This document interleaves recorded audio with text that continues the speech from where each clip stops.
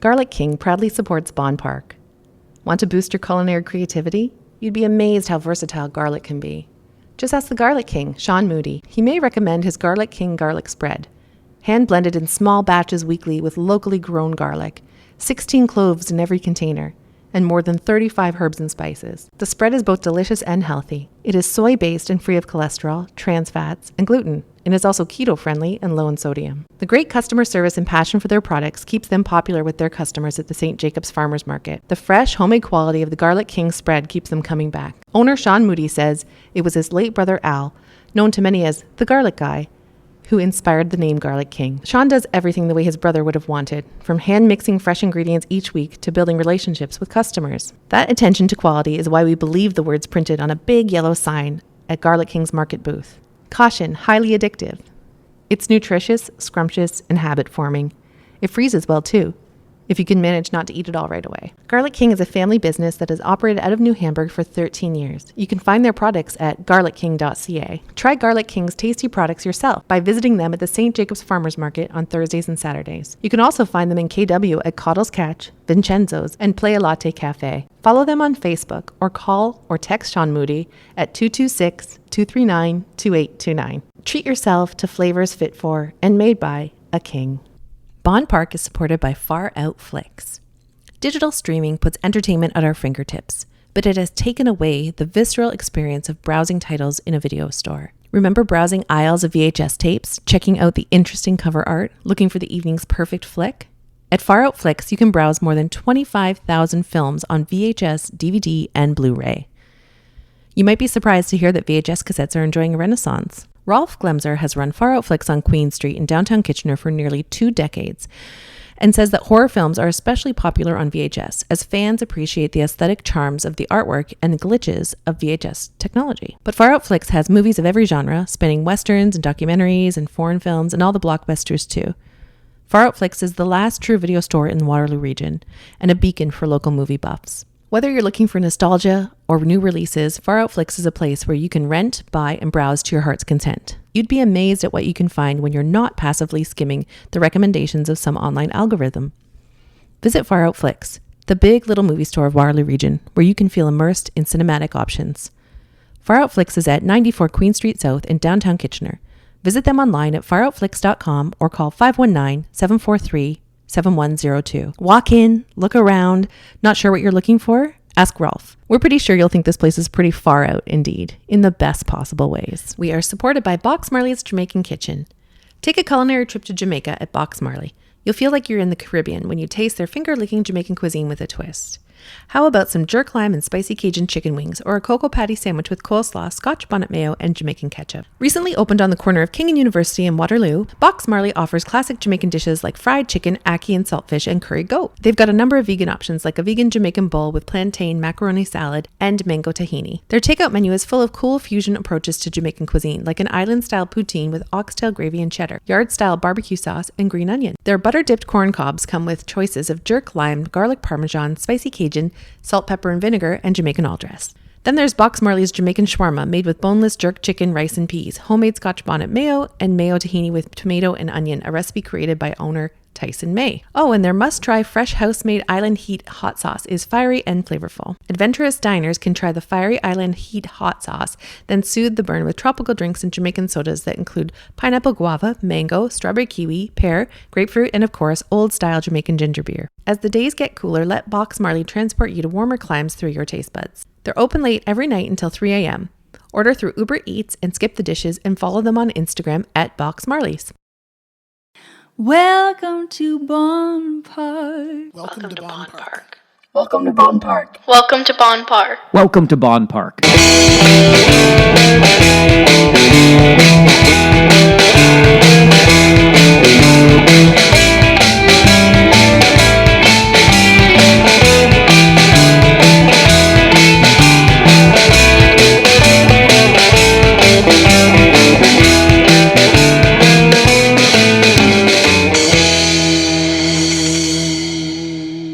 Welcome to Bonn Park. I'm Sara Geidlinger. And I'm Marshall Ward. And today we have Lenny Lilac. Yeah, Penthouse Lenny Lilac. He's a professional wrestler on the independent wrestling scene here in Ontario. And now, coming down the aisle, from Las Vegas, Nevada, weighing in at a slim, trim 217 pounds, Penthouse, Lenny Lilac! You people suck! Leon, thank you so much for joining us. You're welcome. Thanks for having me. Yeah, welcome, Lenny. So I want to know how you and Marshall met. So my earliest memory of Lenny is I met him. He was working in a store in Conestoga Mall. And I think that store was called the Games Room. Yeah, correct. And Lenny was such a warm and welcoming, customer service kind of guy. And I just remember chatting about whatever, you had in the store at the time, which was all kind of games. Yeah, we related sold stuff. board games and pool tables and stuff like that. Yeah, and then that store it closed the way stores do in malls, like just unexpectedly. They're just gone. Or I came in, actually, it was discount, and Lenny sold me a really expensive Rubik's Cube for a good price that like lights up. It was a fun. gift for somebody. Oh, yeah, I remember that. Yeah, it was like for $60 when it was like 200 something. Wow. Anyways. Going out of business sale. So I guess that's the last time I'll ever see Lenny. And then Lenny opened a store called Planet Leisure in Kitchener on Highland Road. Correct. And we'll talk a bit about that. And then since then, I've seen Lenny a couple times at things like I'm just guessing. I think maybe when McFoley had a comedy show, I might have seen you at that. Correct. And a PWA show here and there that I would have been at, like a Polish Legion Hall kind of thing. Anyways, so it's kind of like he's numerous sightings Yeah. over multiple Yeah. years. Over Yeah. numerous circumstances. Yeah. And I mean, that's kind of what we talk about a lot on here. Where it's a small town, Yeah. a lot of people, but it's a small town and everybody knows each other. and Be you know nice. Lenny. I know Leon, actually, and that's because I spent most of my formative years wishing to God that I was part of his family. Leon has the coolest family ever, and I always wanted to be a part of it. I was best friends with his sister for a number of years, and we're still in touch, actually. We still talk. We were going to go see a concert, actually, when all of this started. Oh, we really? sort of planned to go to see a concert in Toronto of our favorite childhood bands. They were, reuniting, and they were going to have this big show. Culture Club? No, we're not quite that old. I'll say it. So we were young when these were our favorite bands. We were going to go see Lava Hay and the Grapes of Wrath at the Yeah. Horseshoe, and we were very excited about that. I hated your guys' music. Oh, for sure. And don't worry, you told us. I know. Yeah, it was awful. My favorite, like your family taught me, and I know I was annoying. I'm working on it still, but your family taught me, how to be kind to a big group of people. You taught me about comedy. Before your family, I didn't know that SNL existed, and that opened like a whole new world for me. Absolutely whole new world. And then, you guys playing with the Sling 'em Fling 'em WWF ring in the basement with your brothers. And my favorite memory of your family was I was in Emily's room, which she shared with Conky. She's dropping the name. Is she dropping it? Because she's not roller derbying anymore. Okay, so with Christina, and Yes. we were probably burning incense and listening to the Grateful Dead and beating on a loom, and we were just hanging out. And Emily had this beautiful, like, ornate old liquor bottle, but it was like with a dripping candle in it, and we had a candle going. And you came in and grabbed it. You're like, "You've been drinking again, haven't you?" And it's like the funniest thing that ever happened to me as a child. And I probably think about that once a week. Really? We were dying laughing. I think I fell backwards off the bed, spilled the beads. So, that's one of my favorite childhood stories. Yeah. That's I funny. was never cool enough to be part of your family, but I Sure love the you time were. we spent with you. Our whole thing about our family was who was there for us to entertain, because there's 5 children, and plus all the neighbor kids that live there, and then all our friends. And right? I lived there every weekend pretty much. That's right. Yeah. So the more people were there, the more entertaining I could be. Yeah. And Nick, my brother, and my littlest brother Dan was the most entertaining. Dan, And- Woody Woodpecker, knock knock, who's there? Woody Woodpecker. Ketchup. What? Exactly. I know, I love that joke. That was fantastic. He spent a lot of time, chilling, playing video games. Still there. He's Growling. Still playing. Yeah. Hissing. He would hiss and growl if we got too loud and into his face. He was always very irritated if me and Emily and some other girls were going to have a sleepover in the Yeah, basement. because that means we got to get out. Yeah, Right?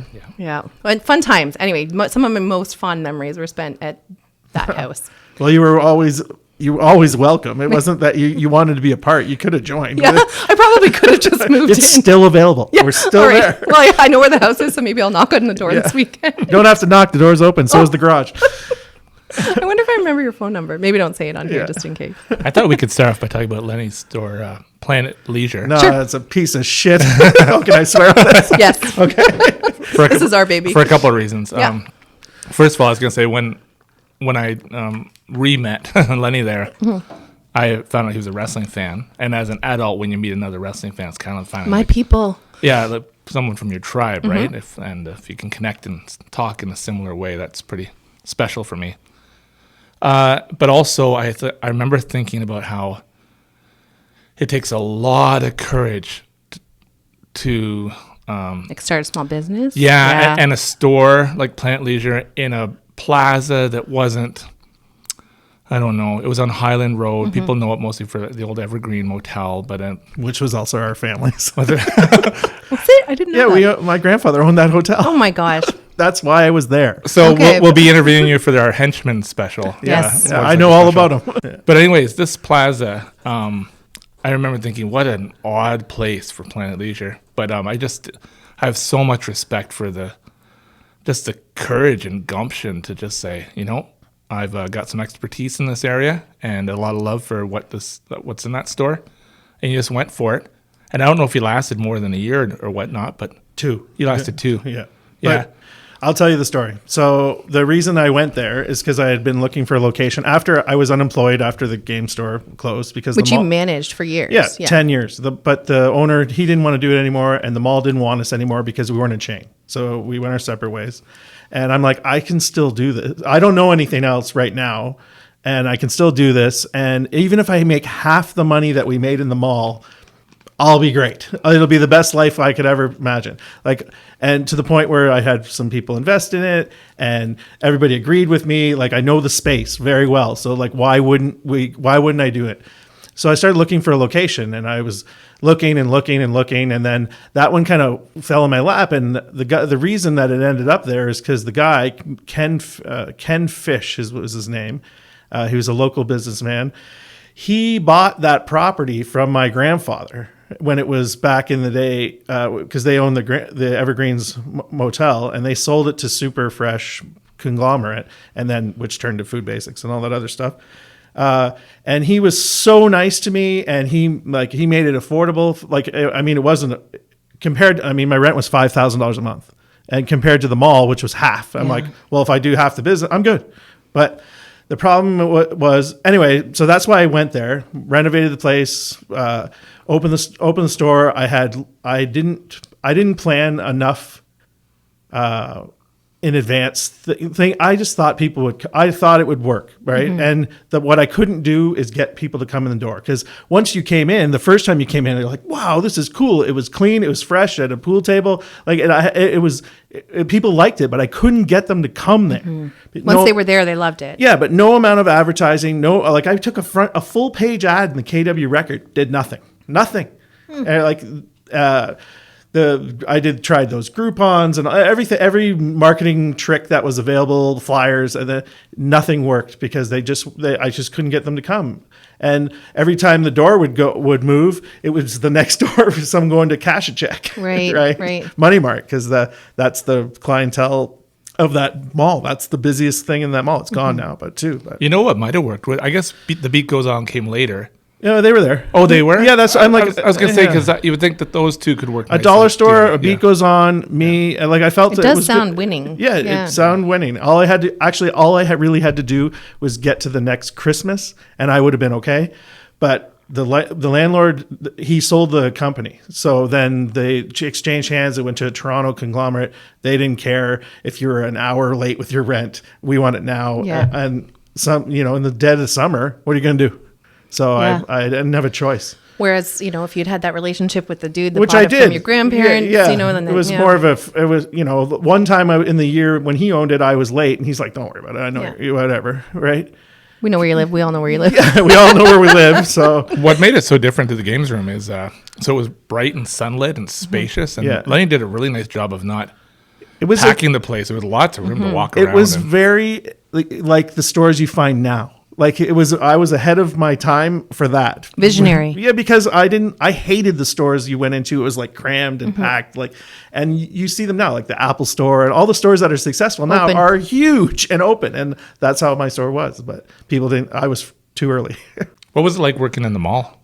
It was fine. I mean, there was years of my life that I wish I would have done what I'm doing now, actually, because I just I liked it there. I get comfortable and I made enough money to live. So my wife has always been supportive of me, very supportive of my whatever I want to do. So as long as I was bringing in a check to pay the bills, you can do whatever you want. I don't care.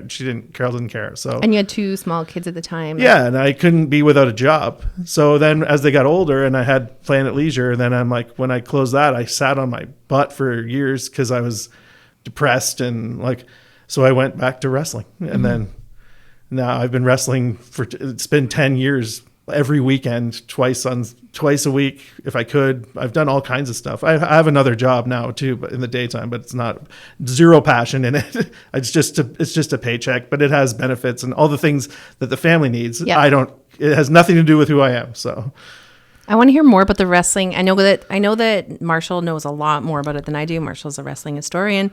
I am not, but I'm learning as we get to know each other better. But I want to know a lot about like the wrestling scene in our town and what it is that you do, because you have a company. Yeah, I work for a company and I own a company, but okay. I own 50% of the Union.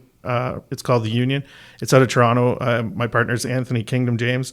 He started it years ago, shut it down, and then we were talking one time at a show he's like, I know you want to do something. I want to do something. Let's do it together. So, and he's like, well, what do you want to call it? I'm like, well, you have the branding from the past. Let's bring it back. Cause he already had the belt and he had in my opinion, wrestling it's important to have that lineage, right? So you understand it's hard to start fresh and say, you're the first guy who ever walked out here. It's fun, but it's better to have the lineage. More people will come if they know what it is. Right. So, as all the businesses have shown, if they know what it is, they'll come. But if you don't know, it's hard. And that was from experience. So I said, let's go back to and he was like surprised that I wanted to use his company as name. But I mean, we've only had we only started it last year, I guess, 2018, December of 2018. But we've only had a few shows because in Toronto, it's tougher environment than Kitchener, like in this area for that. Cause there's so many companies, like, there's so many little Hamilton, Toronto, Smash here and there. So we've done a few shows. It's been fun. It's by no means successful yet because it takes years and years and years to do that. But I mean, it's enjoyable. The wrestling landscape that we're living right now is one that I never imagined we'd get to when it comes to options for a wrestling fan. Like there's endless. I have highspots.com. Like there's just. I could be watching wrestling all day, every day if I wanted to. And there was a time when wrestling was on, from 12 o'clock till 1 and then 1 till 2. And then maybe there's a show at 3 out of Vancouver or something, and or international wrestling out of Quebec. And that was it. And then you had to wait, right, for a whole week. So it's almost like... but do you think that's what made us fans? Because you had to, like football. You have to wait. You only get it Sundays, right? And because you had to wait... we were fans. So like, didn't matter what you did Saturday morning. I used to go 5-pin bowling at Victoria Bowl. And then I would go downtown to Zappers, play in the arcades, take a bus back to make sure I'm home in time to watch wrestling at 12 and then 1 and then 6:05. We had TBS, so I got 6:05. So I never actually imagined even leaving the house on a Saturday morning. Like the countdown was on from 9 a.m. till 10 to 11. And I was sitting in front of the TV, like with it off by 11. Wow. And my favorite snack was, pepperettes and dipped them in chocolate pudding. Excellent. You're kidding. No, and I remember like 11:45 would hit, and at 15 minutes until WWE All-Star or WWF All-Stars comes on or something. Yeah. I just couldn't wait, and then it was over. I kind of feel crestfallen, and then it's really just consuming wrestling magazines from that point on till next week. To the following week. Yeah. And they left you like. You just couldn't wait to find out till next week. Is Batman going to get away? Yeah. Right. That was the formula. The 60s Batman television show was the early formula for wrestling, as well as how, like, will the hero escape the villain? Or, sometimes Batman would end early. Like halfway through the show, Batman would get away from the Joker, but then all of a sudden, like, Egghead would show up and do something. Till next week, tune in, right? Same bad time, same bad channel. That's right. Yep. And that's what's missing from wrestling right now is there's no hook. But I remember that I don't want to compare myself to you guys in the wrestling world here, but like my era and what I would have consumed accidentally or maybe even at your house was like Junkyard Dog and Yeah, Randy it's- Macho Man Savage and Andre the Giant and all those dudes, right? So like that was a storyline plot line type of wrestling, and that's the kind of stuff that people are coming back for each week. Are we going to get away? Is the good guy going to win? Is the bad guy going to defeat him? Or was that what we're talking about here? Yeah, for sure. And you would only they'd only give you so much, which made it all the better, right? So you'd go weeks and weeks of the build-up of a story, and then finally next week you're going to get a title match between Tito Santana and Greg Valentine. And you couldn't miss it, right? And on top of that, they were promoting shows usually at Maple Leaf Gardens or other Ontario shows, and you'd hear about these cards that would be a dream to go to, right? And the build up for 4 weeks, and that card would happen, and you'd never hear the results of it, right? Really? And then there'd be a new card. And a lot of it, I think, for us existed in the imagination as well, right? We'd read about these matches or hear about them or know they were coming up, and it's kind of like a lot of it was in your mind. I feel like a lot hasn't changed. Like Marshall's got these beautiful vintage posters of old timey wrestling. You'll probably know. So this would be like Bearman Promotions, big time wrestling with Dave McKigney and and a lady. And the lady wrestlers and the midgets, the midgets. The lady's got first names sometimes, or they had a nickname or something like that. Well, what's changed for me is, the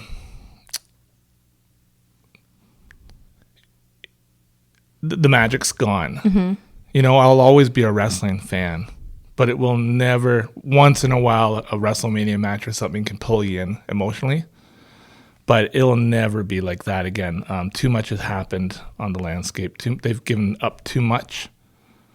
What about live wrestling? What about like what Lenny's up to? Well, that's a whole different thing. Oh, is it? Okay, see? And that's where you're going to really find the hunger and and these independent wrestlers are fans themselves. And they're all on different levels. Some of them are like kind of old school. Yeah. Some of them are what Jim Cornette called, flips and like that. Yeah. High flyers and high spots. And so you get that's a whole different thing. And there's lots of reasons to completely fall in love with wrestling again if you're watching what Lenny does, which is independent wrestling. Yeah. So Leon, who is Lenny Lilac? It's just, that was the name I gave myself when I started back. When I was you want the backstory? I want to know everything. Okay. So when I was 19 years old, before all the working in the mall and all that stuff, I went to a wrestling school called the Hart Brothers School of Wrestling. It was in Cambridge, and it was run. Oh yes, a fine establishment. Was that a tagline or no? Oh. This was a seedy, bad place. So it was. It has the worst history in the history of like local business and wrestling. Boy. Yeah. Known across known across the land. If you've known someone that came out but the problem is it's turned out so many good independent and pro like top line guys because of its ups and downs, and it wasn't around that long. But anyway, I went there and I lied my ass off and said, I'm so and so old, and no, I wasn't there to wrestle. I was there to work. I wasn't really interested in being a wrestler because I was a chicken. I thought I was going to get hurt or whatever. And I was still in playing baseball and stuff like that. I always thought of myself as a natural athlete, but not an athlete. You know what I mean? I can play every sport and I can do it well, but I'm not interested in working out. I'm not interested in dedication to these things. So I went there to work because I wanted to be part of the wrestling business, not because I wanted to be a wrestler. Like a promoter? I didn't know why I was going to be there. I just I got in the door and I got an interview because they were hiring a advertising person, someone to go out and sell the programs and stuff like that. And I'm like, oh yeah, I got all kinds of experience in that. No. So I ended up with a business card. I worked there. I worked in the office. I went out to local businesses like the Brick and like that, trying to get sponsorship, right? I did all the legwork for the money that would run the business. And I was actually not bad at it. So, but by that time, most of the time, then all the craziness that went out, like, so I'm in a room with 3 desks and Waldo Von Erich, who is a legend in wrestling business, at a desk. And maybe Moondog Sailor White. Yes. Yeah. And Sailor White would chop me every morning. Yeah. And then Those dirty stained T-shirts. and then he put a suit on and go down to the church and get paid to give a sermon. Anyway, so I'd go out and drive around in this yellow Cadillac that we had and sell advertising. And I'd come back and I'd go home. Actually, I worked in a pool hall as a bartender trying to make money at the night. So from 6 o'clock at night till 2 a.m, I went and sold booze and played pool. Well, and then I came back in the morning the next day to do that. And that's how it started. And so I learned the business through Waldo and Ike Shaw, Joe Froglage, who was the most crooked, devious promoter there ever was. It's documented, but he knew so much he was so carny. It's a term that he knew everything. He could get anything he wanted for nothing. And you learned by being there. And that's how I learned the wrestling business. I remember the wrestling ring wasn't even more than 2 feet off the ground. No, it was way too low. Yeah, it was a foot and a half. Yeah, it was kind of off white. Yeah, it's gross. What I want to say about, so I've watched a lot of your promos on YouTube. They're awesome. Thank you. And they, for me, they speak to a time when I think that wrestling promos worked so well. So one of my favorite promos is, what I find works here is they can be really amazing just in their simplicity, right? So it's really simple. It's from 1986.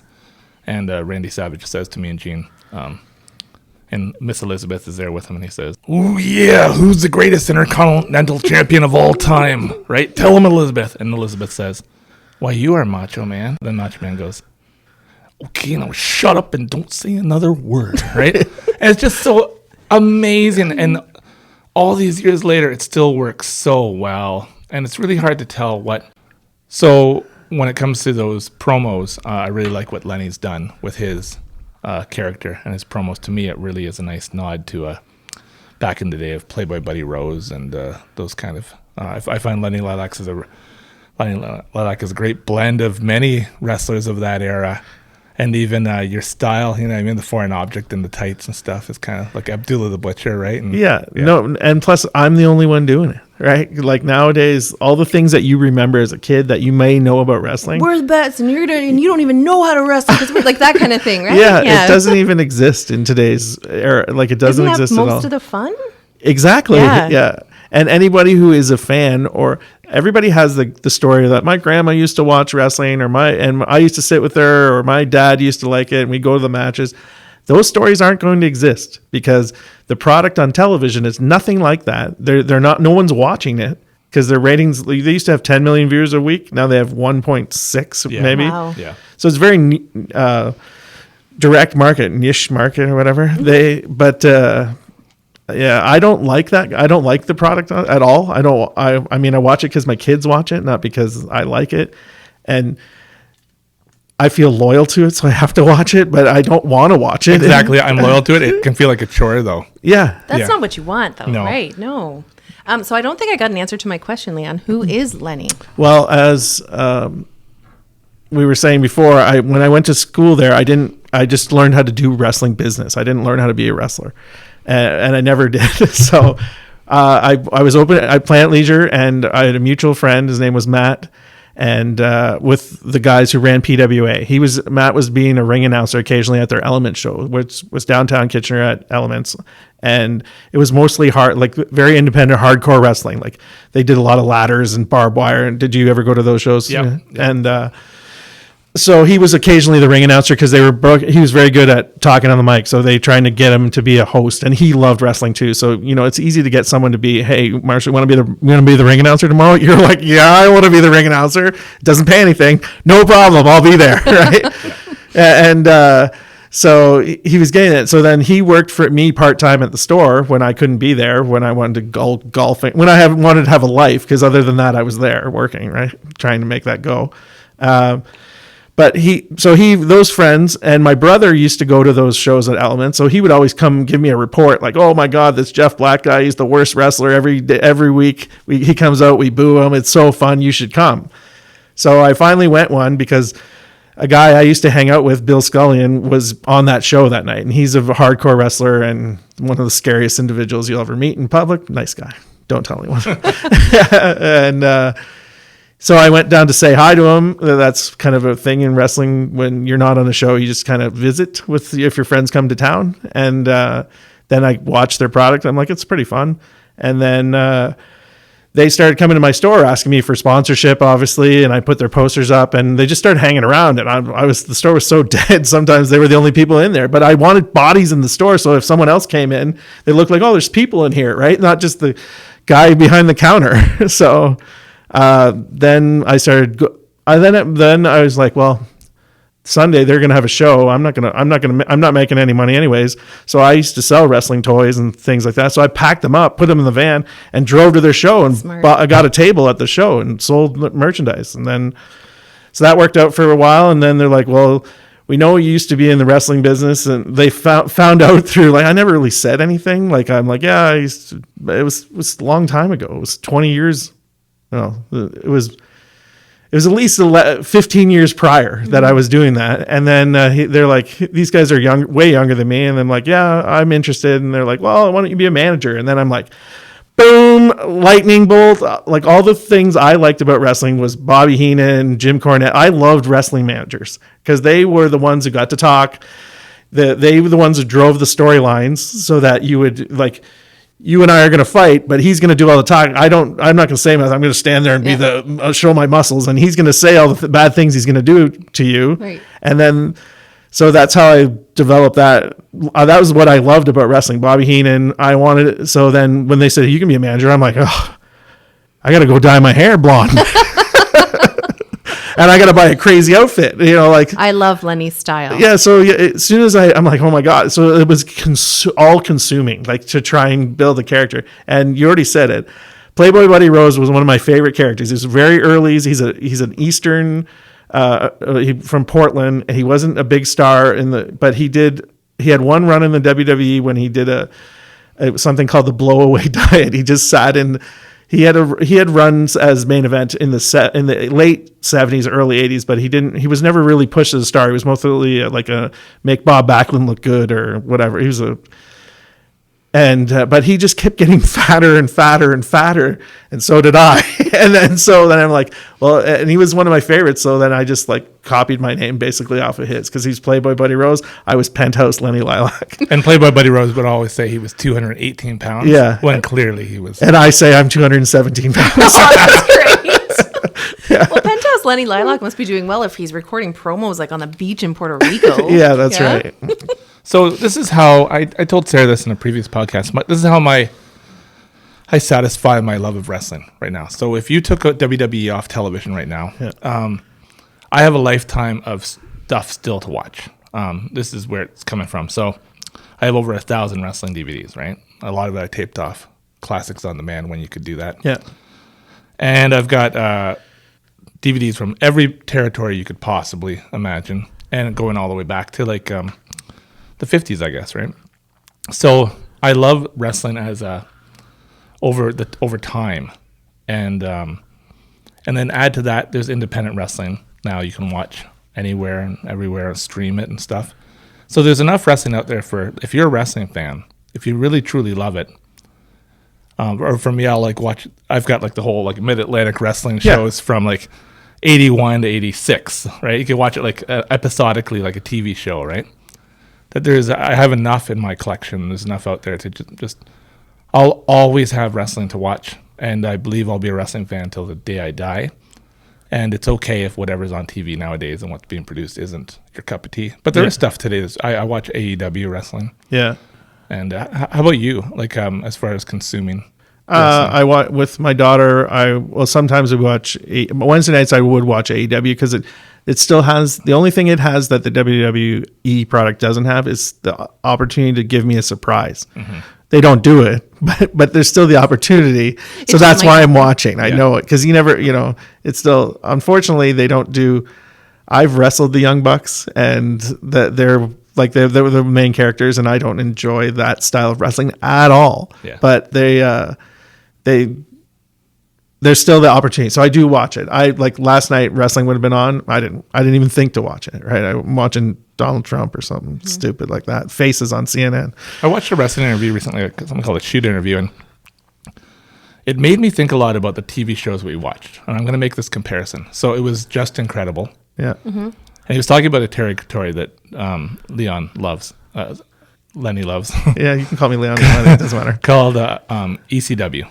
And it was, anyways, it's a whole story there. But anyways, something Just Incredible said was he said, the passage of time has been very good to ECW in terms of a lot of these matches that are so legendary weren't as good. It wasn't as great as you've made it out. These fans have made it out to be over the years. And I was thinking about that with I keep going back to TV shows from my childhood. And I think I told you I rediscovered The Love Boat. Yeah, you did. And when I got the first 3 seasons as a present. And I'm thinking, I hope I love this as much as you remember. Mm-hmm. And there's some things that so I'll give you some examples of some sitcoms. So I love Cheers just as much now as I did when it first ran. I can see MASH is still an amazing show. I love The Love Boat. But there's things like Married with Children that for whatever reason just doesn't stand up for me. And so there's other things too I just see and I go, oh, I can't, as much as I want to love it again, something's gone. Yeah, for me it's the John Hughes movies, the Pretty in Pink and the 16 Candles and all that. It doesn't hold up. So why do you think that is? Well, talk about 16 Candles. What a beautiful high school love story. And you think about that movie like, the nerds versus the popular versus, somebody half in between. But one of the main plot lines in 16 Candles is the most popular boy's girlfriend gets so drunk that she's incoherent. And the most popular boy gives that girlfriend to the nerd for the night. So, here you go, buddy. Yeah. She's yours. Have fun. Yeah. That doesn't translate well anymore. Right. And when I was a kid, it right over my head. Oh, yeah, that's what happens when you drink too much. Note taken, I won't do that. You know what I have a hard time with? I just got the Friday the 13th movie, the 40th anniversary edition on Blu-ray. And there's a scene in there where a real snake has its head cut off. Like, that's what happened. Mm-hmm. And that's not cool. No. And I'm not okay with that at all. Anyways, it's this little thing in the film that's kind of like, oh, I wish that never happened. I am known on my father's side of the family as the snake decapitator. Oh, why is that? I guess I cut off some heads when I was a kid. My aunt and uncle had a huge, farm, or like a farm for their family. Yeah. And I guess that was. I bet they were joking. They probably said, "If you see a snake, chop use its head these." off. And I was like, "Okay," and I'm out there all day by myself. I think I did it a couple of times. Speaking of landscapes, yeah, please change the subject. How is whatever snake killer. What do you see in the if Planet Leisure was suddenly open up again now? What's different? I think about how it seems like board games have endured really well. But it wouldn't matter because everybody buys online. Yeah. So it would have to be completely online, Unless you're there's Jeff no way to Bezos. make money because the product has to pass through a third party. Like you don't buy directly from unless you're buying in mass quantity. You can't buy from you have to buy from a distributor. You can't buy from Hasbro. Right. And then by the time it touches your hands and then goes to them, and I sell it to you, you're not going to be happy with the price because you can buy it online for nothing because Walmart buys it for pennies or sells it for pennies till you buy toothpaste. Like the whole industry died because of your cell phone in your pocket. Mm-hmm. Agreed. Right. If you can't, young kids, my kids, your kid, whoever's kids, they have no concept of anything that's not the best price at all times because they can find it. Right. Mm-hmm.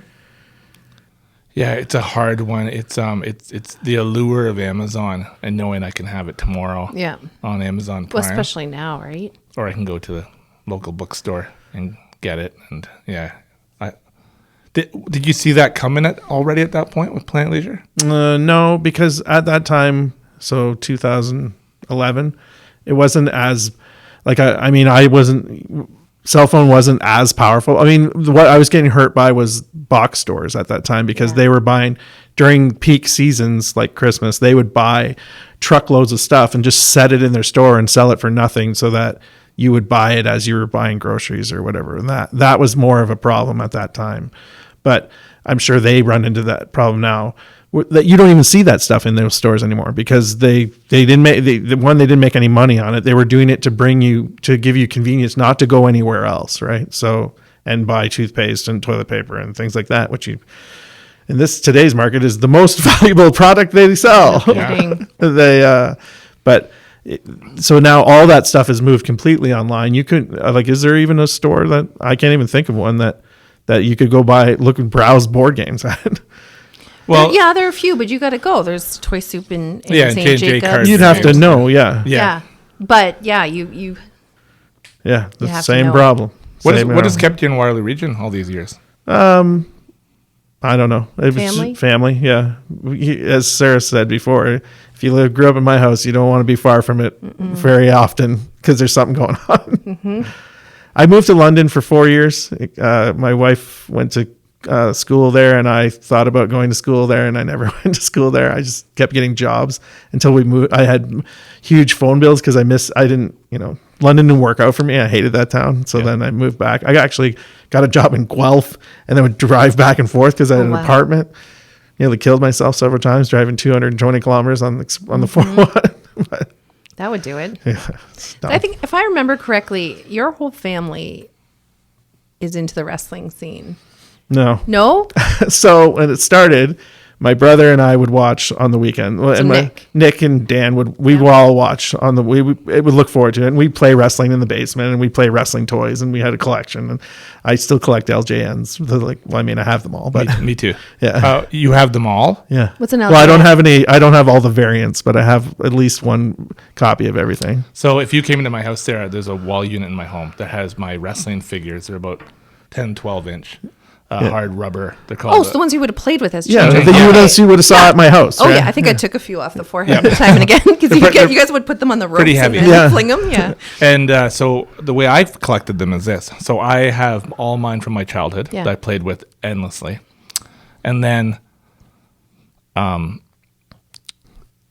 would have found some in the penny saver, and I would have gone to people's homes and bought them that way. I found a few at the antique markets, and I've spent money to buy some on eBay, but there's these elusive ones out there that at this point, if I was to browse eBay, Rick Rude, Haku, The Ultimate Warrior, astronomical prices that I can't justify. And then you don't have $500 in your pocket for it. And then because have kids to feed, right?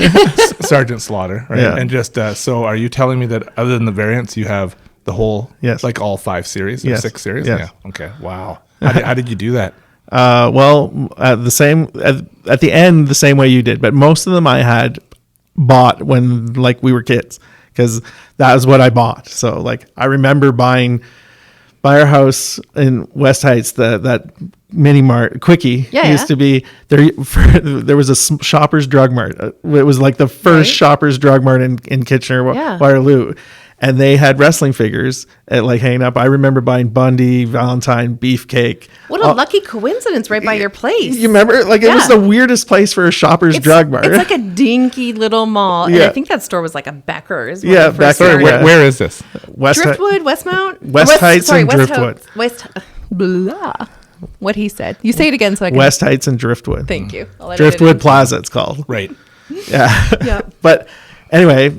And then I remember going. So when my parents said, "Oh, you're going to go to high school. Which one are you going to go to?" Because that was a choice at our house. You could go where. Because my parents went to KCI, but we went to Catholic school. And then I said, "Well, I'm going to go to St. Jerome's." And they're like, "What? Why?" I'm like, "Because you have to wear a uniform." I'm like, "Nah, I don't care." And they're like, "Well, why do you want to go there?" I'm like, "Because I get a bus pass," and it opened up the whole city to freedom. Yeah, so it opened up the whole city to me. And since I was young, because I was the oldest, I was allowed to, my brothers and sisters may have rules. I didn't have too many, right? They're just you can take care of yourself, just come home. Yeah, as long as you were back on the street by the time the lights were on, I was cool, right? Mm-hmm. So I got a bus pass in grade 9. So then I was still into that stuff. And I remember King's Center downtown. Yeah. Right. It was happening. Yeah, it was still a mall for one. And there was a Sears clearance at the back of that. So, and they always had wrestling figures. And Robinson's department store. Yeah, wasn't it a Robinson's? Yeah. I worked in Robinson's. And that's where I got Series 5, so the black card, the rare ones. Yeah. And I remember buying those there.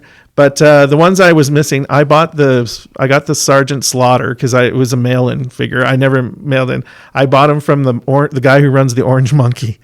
Oh, really? Like Vince, or Vince, I think is the Yeah, name. so I saw that there. Yeah. And I thought at the time it was too much money he was asking, but I realized now it was a total it was a deal. steal. Oh, yeah. But at the time I was like, why are you charging $20 for a... Yeah, I'm like, I sold. Anyways, gimme. I wish, So that's what I the wish you one- had brought that up. I've tried to bury that memory. Every time I see it on eBay, I saw a Sergeant Slaughter for like $400, and like the rim of his hat had been cut off. And I'm like, I picture standing there looking at it. It was behind the counter and looking at it and going, "How much is it?" And he goes, $20, and I walked away. Thinking, that's too much. He just sold, because they're moving. They're getting like a real storefront and at street level. Oh, that's a bad move. It's a bad move, but like he just sold tons of stuff online. He was just using his Instagram to get rid of like stuff still in packages, weird stuff that I'm sure is worth real money, but they were just working on a clear out kind of basis. Yeah. But yeah, I think they're getting like a storefront. Mm-hmm.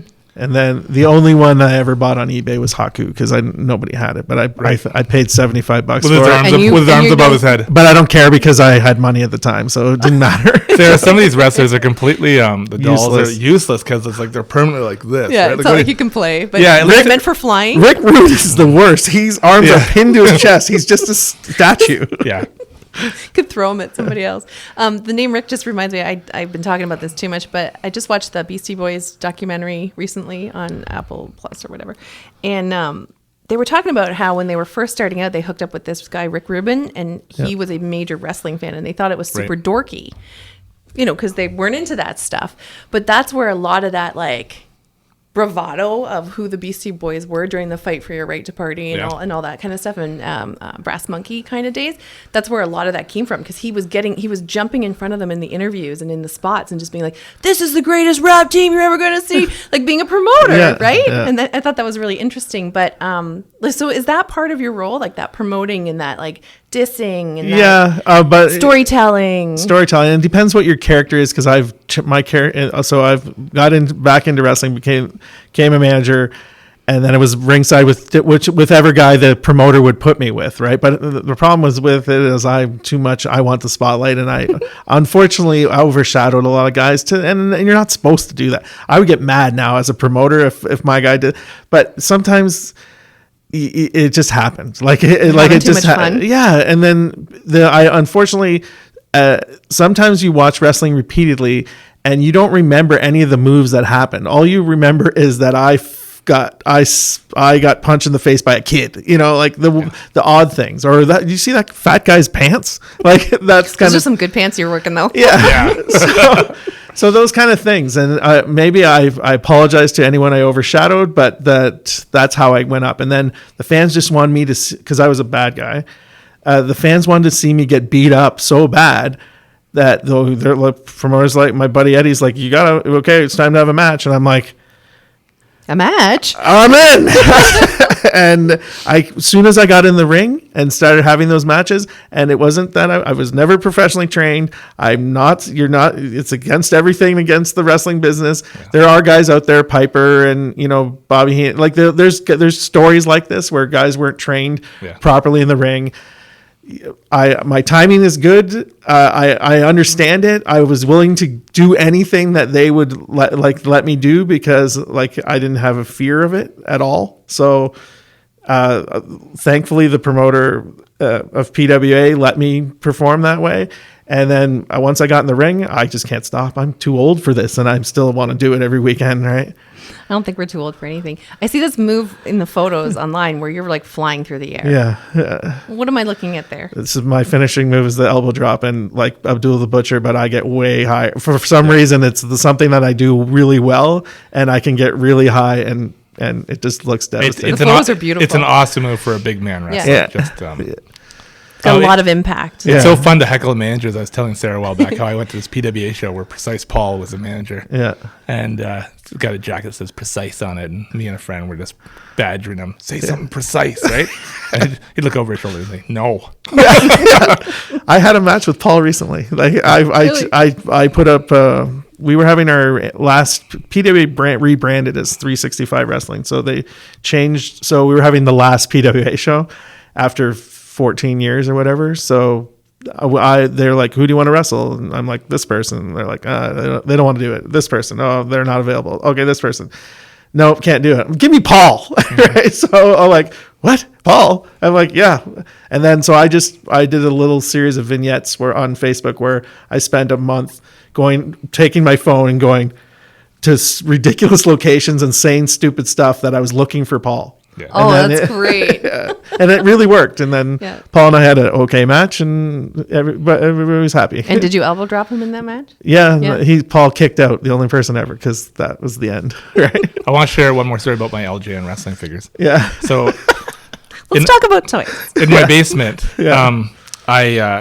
I didn't like the LJN ring. It's terrible. Yeah, it's too cartoony and stuff. So I made my own out of wood and rope. I actually use the ropes and turnbuckles, but the rest so does everyone. I have the same ring. Yeah, and I made the canvas and stuff, and I had like a steel chair, right, and chains and stuff under the ring. And I loved Maple Leaf Gardens, which had this ramp that went from the dressing room, elevated ramp to the ring. So for the presentation, it was like level with the ring, right? And so it was Maple Leaf Gardens in my basement. I had a lamp that shone down that's like a single spotlight kind of thing. And I wanted to recreate a Maple Leaf Gardens house show. And then I would set the whole card up. Like all the matches were set. And over the course of 2.5 hours, I would have those matches. And although I didn't really understand the psychology of wrestling at the time, something I inherently understood was like the main event was going to have blood. Yeah. And I always had McDonald's ketchup packs, which did two things. One thing, the smell always turned me off of the ketchup, and it was pretty messy. Mm-hmm. So it was on my hands, and it would have stained the canvas and stuff. Are you relating, Leon? Yeah, but he needs a minute. But anyways, I had to like this. Nobody else would see this wrestling card unfold but me, right? And from start to end, and I was religious to the idea that, like, you know, there'd be a match, it would be 7 minutes long, and then a longer match, and there'd be a draw, and there'd be a count out at some point. And I never like stopped the match for a second and did something else. Like I had to see it through. Like it was a real event happening in my home. And it was incredibly satisfying and fun and magical. And then there was the main event, you know what I mean? And I had a little ghetto blaster, and I would turn on the music for like Hulk Hogan's music. And that was an awesome time. So when I see my wrestling dolls, which I see them every day because they're in the living room, it's just something that just fills my heart with joy because they made me so, so happy. Okay, so not only did we do all of those things. Really? I had an audience because I would not only put on shows, but my brothers would put on shows because my brother collected the Hasbro figures, the smaller ones. Right. And so he would put it on his own shows the same way. Yeah. But I was a little more creative with you. And the main event where there's blood, my guys would really bleed because I would pick scabs on my arms. Like that. My brother hated it because, but I mean, it's the 80s. Like, this is going to be in the 80s. So when Hulk Hogan hits that ring post, he's coming up bloody, and I was playing out in the yard, and my knee scraped, and now it's bleeding too. You took it to that next professional level. I didn't have the ramp, but we did light off fireworks in my parents, like sparklers for entrances. In the basement? Oh yeah, we nearly burned the place down. Oh my God. I was just thinking it's all paneling and carpet, like I'm going through it. There's like upholstered furniture. Yeah. I also had a steel cage, which was chicken wire. Yeah. That I'd wrap around the ring, and it was kind of floppy, like the old WWF steel cages from the 70s. Yeah. But I wish there was somebody in my life who would have seen this and gone, hey, let me help you out with that, and actually constructed something that looked like a real cage. Yeah. But what I loved about it, and so you could buy a blue steel cage, like from WrestleMania. It's worth a fortune now too. Yeah. But I like the grittiness of how it all looked. And because I was a big NWA fan and stuff growing up, I wanted my basement wrestling to look like that. And anyways, I can't believe how many hours, like, this went on every night. Yeah. Yeah. For years. For years. So this is part of the culture then. There has to be other kids that are out there. Oh, we're all the same. Yeah. We're all the same. And I don't think kids are doing that now. No. It's sad. My kids had wrestling figures and they play with them, but not the way we played with them. Not like in the serious nature with setup matches and everything. The card. You're talking about the card. Yeah. Yeah. It's so funny. I love that you use real blood. On your Instagram, when you're bleeding, are you bleeding? Yeah, I'm bleeding. Those look brutal. Yeah, I recently rewatched one of my matches I had with Jeff Black, who's my tag partner right now. We had a best of 7 series in through around Ontario, and the Rogers taped one, and it was on TV. The Rogers occasionally they have nothing to put on, so they put our PWA shows on, and it was one of them from Guelph. and he hits me like numerous times in the head with a chair, and I don't put my hands up. I'm gushing out of my head, and I'm like, why'd you do that? But in the moment, I was like, that's what the crowd needs, right? Like you're in it. You're in it, yeah. And like guys in the that was a style of wrestling that was very like 1996 to like 2000, right? Like it was very, like he's mentioned before, ECW, that was a style, and guys who made famous and that were like that was nothing to them. They did it every night, every day, all day, but like it's just not.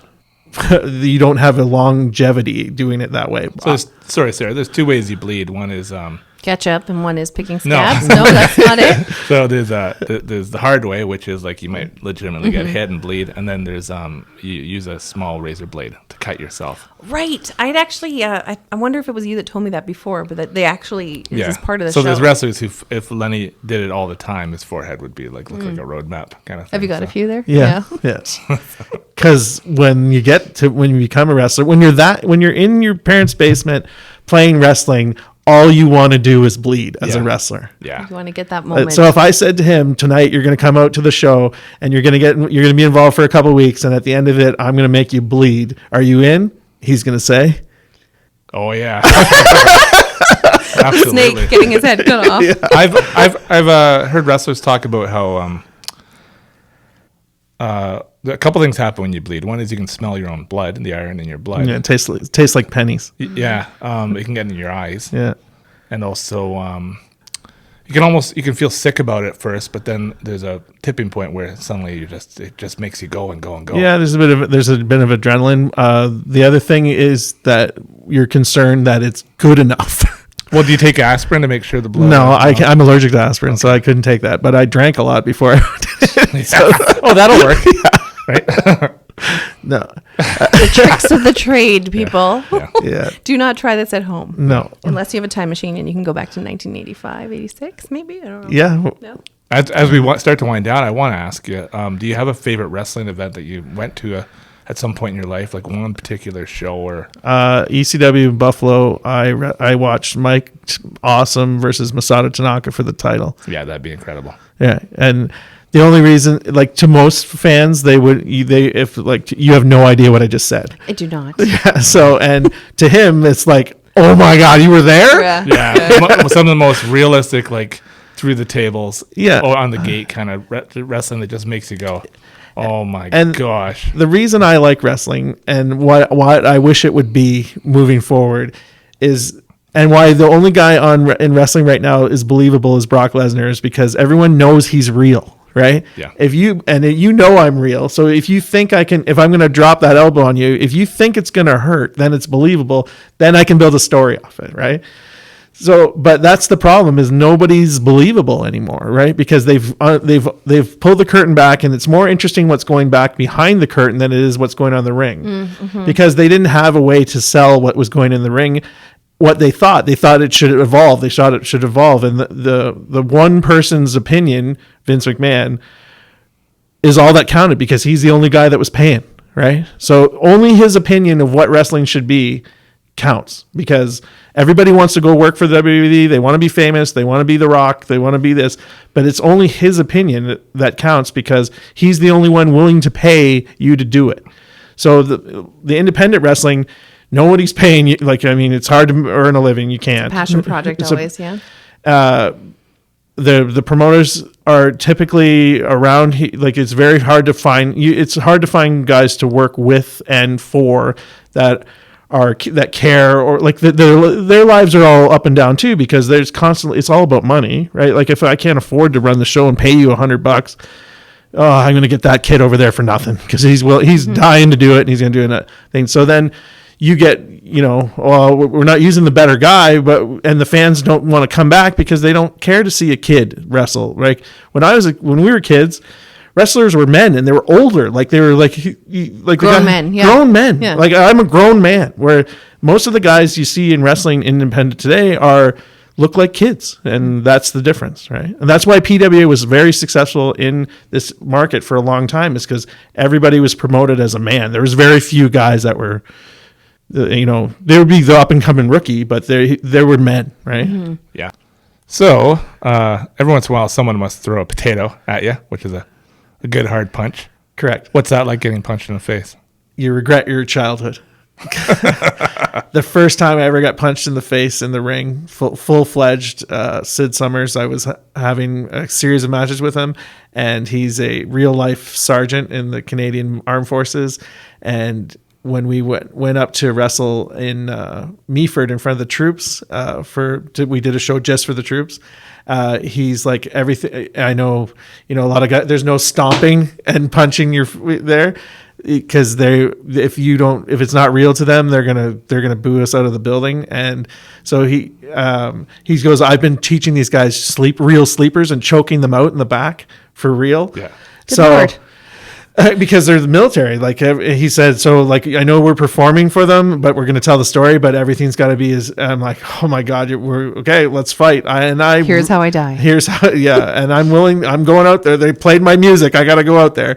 And he full right hand right in the orbital bone. And like, I'm pretty sure it was definitely bruised and close to broken.